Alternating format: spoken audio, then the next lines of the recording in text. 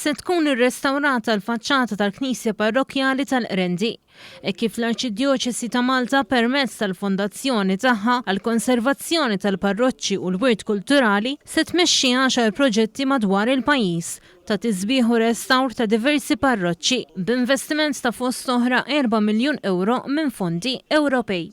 Imma hemm oħrajn, pereżempju nista' nsemmi l-Palazz tal-Arċisqof tal-Belt Valletta.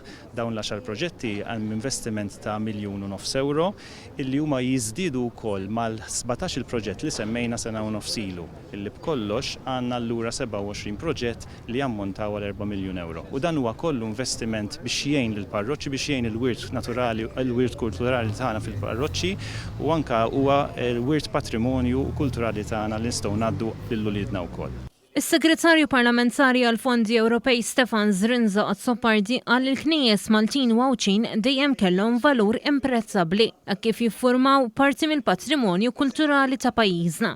Dan huwa mezz kif aħna nagħtu ħarsin sħiħ lill-patrimonju kulturali tagħna iżda fuq kollox li nagħmlu xogħol ta' tisbiħ f'diversi lokalitajiet aktar minn hekk inkomplu nsaħħu l-prodott turistiku kif ukoll inħarsu dak li ħallewna missirijietna.